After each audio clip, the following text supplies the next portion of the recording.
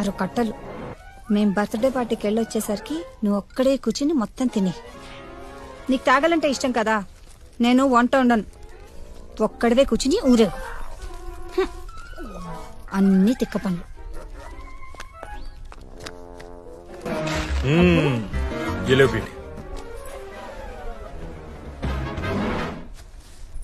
ఏలో బేటా.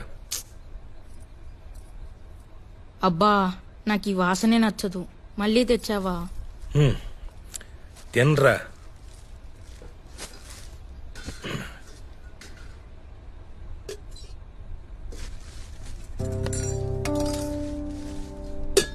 మీ అబ్బాకి మామూలుగా ఏదన్నా చెప్తే అస్సలు గుర్తుండదు. తేగలు కనిపిస్తే మాత్రం కొనేస్తాడు. తినమని చంపుతాడు. ఇగో సాయంత్రం బర్త్డే పార్టీకి వెళ్ళాలి. కాసేపు వెళ్ళి పడుకోండి.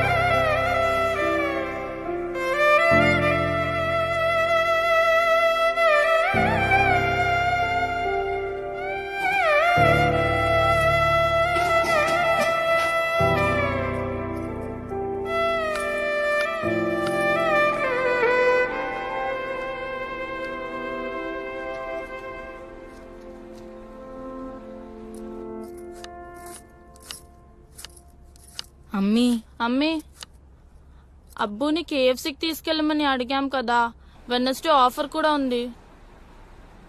కేఎఫ్సీ ఏం లేదు. ఇవాళ మంచి బర్త్డే పార్టీ ఉంది. మీ అబ్బు రానంటున్నాడు. వెళ్ళి అడగండి. సరే. అయ్యో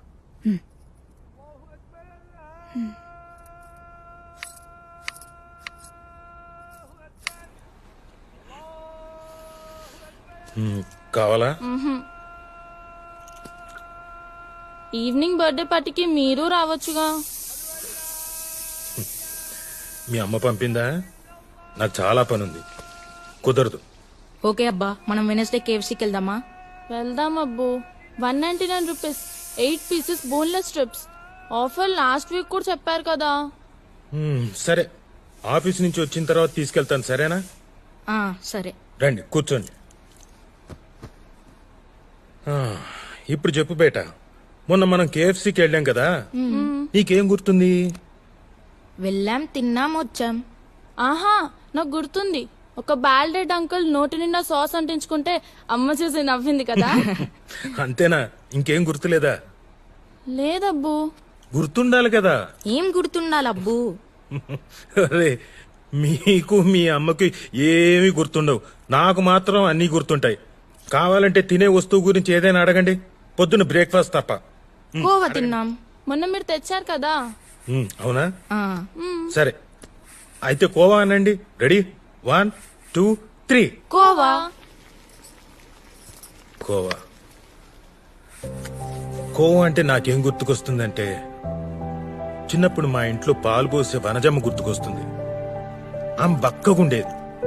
ఎంత బక్కగా అంటే పెన్లో రీఫ్లుంటుందే అంత బక్కగా. పాలు అమ్ముతుంది కదా, కొంచెం పాలు తాగొచ్చు కదా. పిసినారిది. మార్నింగ్ పచ్చి పాలు అమ్మేది, సాయంత్రం మిగిలిన పాలను కాచి కొంచెం తక్కువ రేటుకు అమ్మేసేది. మా అమ్మ దగ్గర డబ్బులుండేవి కావు, అదే మీ నానమ్మ దగ్గర. సో ఈవినింగ్ కాచిన పాలు కొనేది. ఒకసారి వనజమ్మ దగ్గర పాలు ఎక్కువ మిగిలిపోయాయి. మా అమ్మను బతిమాలి తక్కువ రేటుగా పాలను తీసుకోమని ఓను బలవంత పెట్టింది. మా అమ్మ కూడా సిచ్యువేషన్ చూసుకొని 2 సేర్ల పాలను రూపాయిన్నరకి, అంటే 1 రూపీ 50 పైసే అన్నమాట, బేరవాడి తీసేసుకుంది. అంత తక్కువ?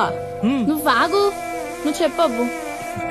అలా తీసుకున్న పాలను మా అమ్మ ఏం చేసిందో తెలుసా?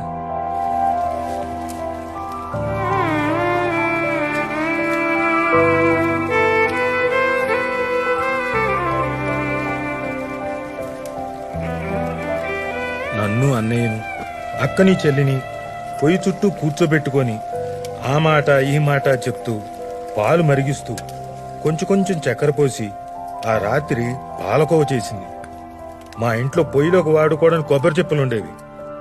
అందులోంచి 4 కొబ్బరి చెప్పులు శుభ్రం చేసి మా నలుగురికి చెప్పలో పాలకోవ కొంచెం కొంచెం వేసింది.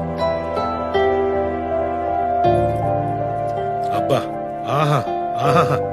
ఆ రాత్రి మేమందరం ఆ కోవాని వేలుతో కొంచెం నాకి తింటూ ఎప్పుడైపోతుందో అని భయపడుతూ నిద్ర వచ్చేంత వరకు తిన్నాం. కోవా అంటే నాకు అది గుర్తుకొస్తుంది. అయిపోయిందా? ఇంకేదైనా అడుగు. నేను అడుగుతా హ్మ్. యాపిల్.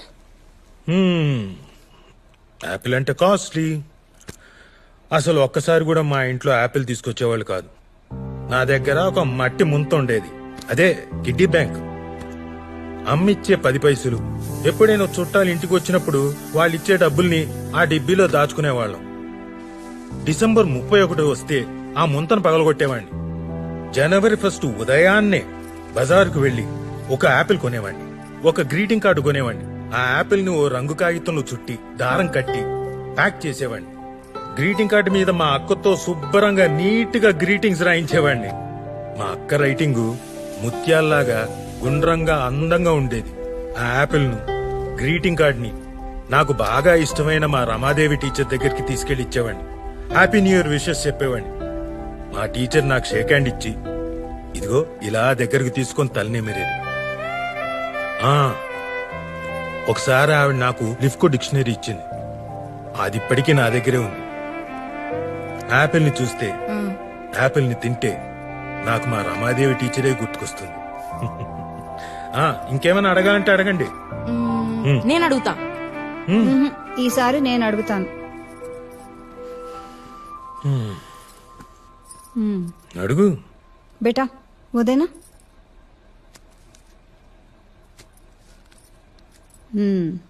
వీటి సంగతి చెప్పు. తేగలు చెప్పు. ఎప్పుడు దొరికినా తేగలని కొంటుంటావు కదా, వీటి కథ చెప్పు. తేగలు తేగలంటే మా నాన్న సల్మా. మా నాన్న చిన్న పల్లెటూరులో పుట్టాడు. ఇప్పట్లోలాగా అప్పట్లో పిజ్జాలు, బర్గర్లు ఇలాంటివి ఏం లేవు కదా. సీజనల్ గా వచ్చేవి మాత్రమే తినేవాళ్ళు. మ్యాంగో, నేరేడు, జామకాయ, ముంతమామిడి అంటే క్యాజు ఫ్రూట్. ఓ. కానీ ఈయనకు మాత్రం తేగలంటే చిన్నప్పటి నుంచి ఎంతో ఇష్టం. అవి కావాలని మారం చేస్తూ ఉండేవాడట. ఒకసారి ఇంట్లో ఇతని పిచ్చి మానిపించడానికి ఎవ్వరూ తేగలు కొనలేదట. అప్పుడు మీ తాత ఏం చేశాడో తెలుసా? ఏం చేశాడు? వాళ్ళ నాన్న చొక్కాలోంచి పావలా దొంగతనం చేశాడు. పావలా అంటే చాలా పెద్ద డబ్బు. అందుకని బాగా భయపడి ఆ పావలా కాసుని ఒక పేపర్లో చుట్టి అటక మీద దాచి రాత్రంతా నిద్రపోలేదట. ఆ తర్వాత చూడాలి, ఆ పావలాను మార్చి ఆ వారం అంతా తేగలు తినడమే పనంట.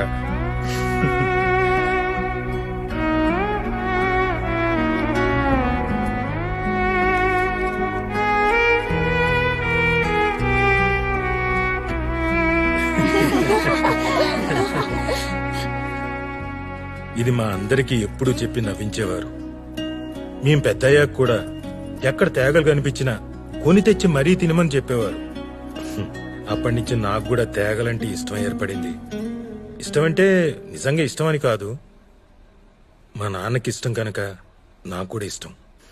పెద్దయ్యాక బాగా డబ్బులు సంపాదించి మా నాన్నని నా దగ్గరే పెట్టుకుని బోళ్ళని తేగలు కొని ఇచ్చి ఆయనతో తినిపించాలనుకునేవాడిని. మరి తాతయ్యకి తేగలు కొనిపించారా మీరు పెద్దయ్యాక?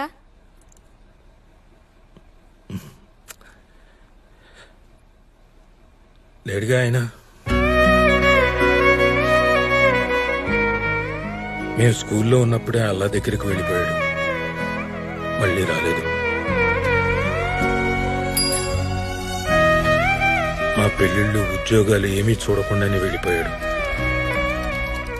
ఒకరోజు బజార్ నుండి వచ్చి సంచి పడేసి కాళ్ళు కడుక్కొని కుర్చీలో కూర్చున్నాడు.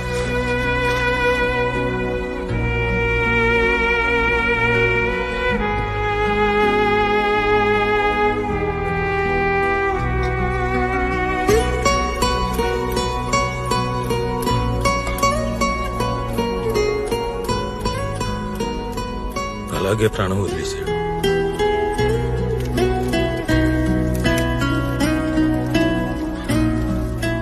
తర్వాత ఎవరో సంచి చూసి చెప్పారు, అందులో తేగలున్నాయట. నేనంటే చాలా ఇష్టం మా నాన్నకి. నేనంటే ఇష్టం అంటే నా కడుపున పుట్టిన మీరంటే ఇంకెంత ఇష్టం ఉండేదో. నేను మీ మీద కోపడుతుంటాను కదా అప్పుడప్పుడు.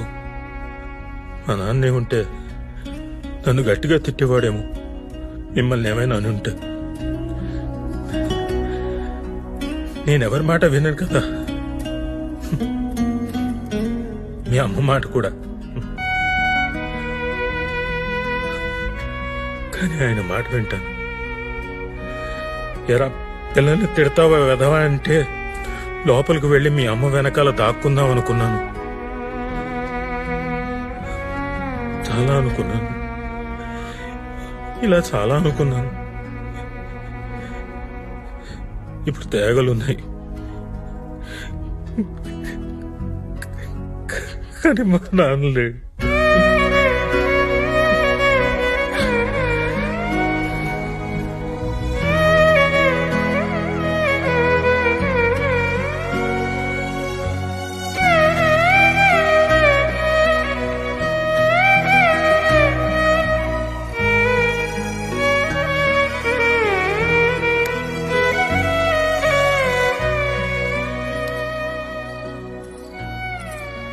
పార్టీ బాగా జరిగిందా?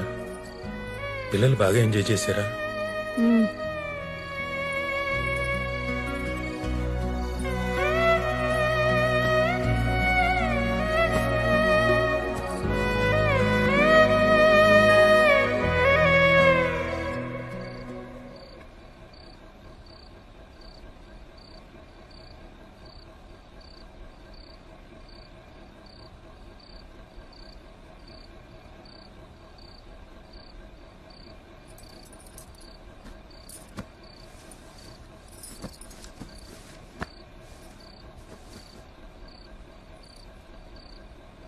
నువ్వు దిలీప్ వాళ్ళ ఇంటికి ఎందుకు రాలేదో నాకు అర్థమైంది.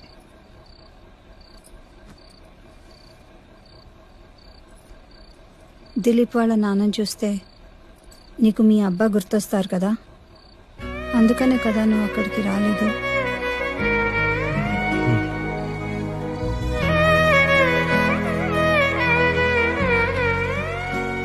రేపు తేగలు తీసుకురా, నేను తింటాను, సరేనా? రోజు తీసుకురా.